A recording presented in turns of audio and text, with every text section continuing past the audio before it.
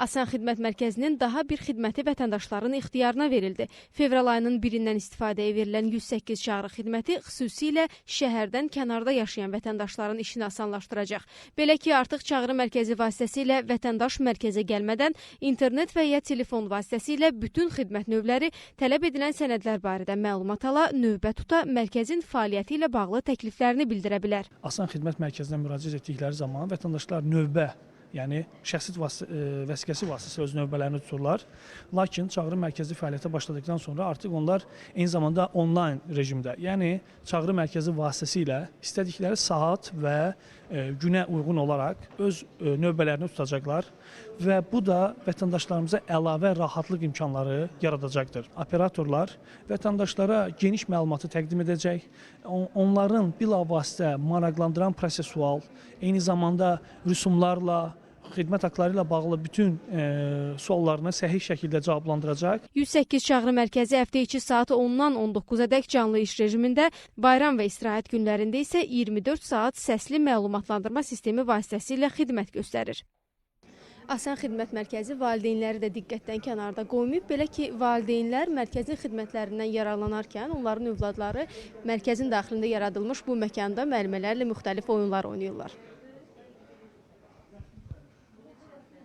Bundan başqa mərkəzdə səyyar xidmətlər də fəaliyyət göstərir. Bu səyyar xidmətlər kənardan qulluğa və yardıma ehtiyacı olan əlillər və sağlamlıq imkanları məhdud şəxslər üçün ödəniş aparılmadan həyata keçirilir. Asan Xidmət Mərkəzinin asan xidmətlərindən faydalanmaq üçün vətəndaşlar bu məkana daxil olduqdan sonra bir neçə dəqiqə öz növbələrini gözləməli olurlar və bu vaxt ərzində vaxtlarını səmərəli keçirmək üçün Asan Xidmətin bu cür özünə xidmət güşəsinə yaxınlaşıb pulsuz internetdən istifadə edə bilərlər.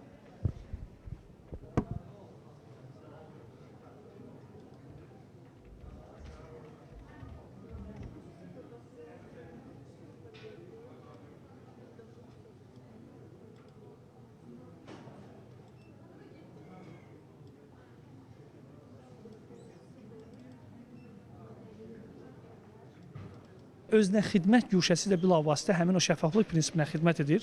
Belə ki, bir tərəfdən rahatlıq prinsipinə uyğun olaraq vətəndaş özü istədiyi zaman, istədiyi məlumatla bağlı həmin özünə xidmət güşəsində quraşdırılmış kompüterlərdən istifadə edə bilir.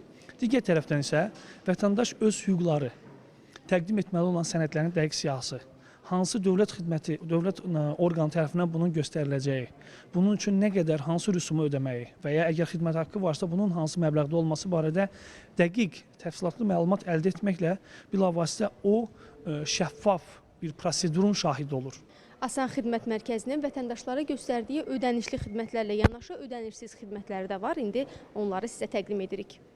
Torpaq kadastri məlumatları barədə arayışların verilməsi, doğumun qeydə alınması, ölümün qeydə alınması, atalığın müəyyən edilməsinin qeydə alınması, məhkumluq barədə arayışın verilməsi, fiziki şəxslərin sahibkarlıq uçotuna alınması, hüquqi və fiziki şəxslərə arxiv arayışlarının verilməsi, şəxsiyyət vəsiqəsinin verilməsi 16 yaşına dək, əmək pensiyalarının təyin edilməsi, övladlığa götürmənin qeydə alınması.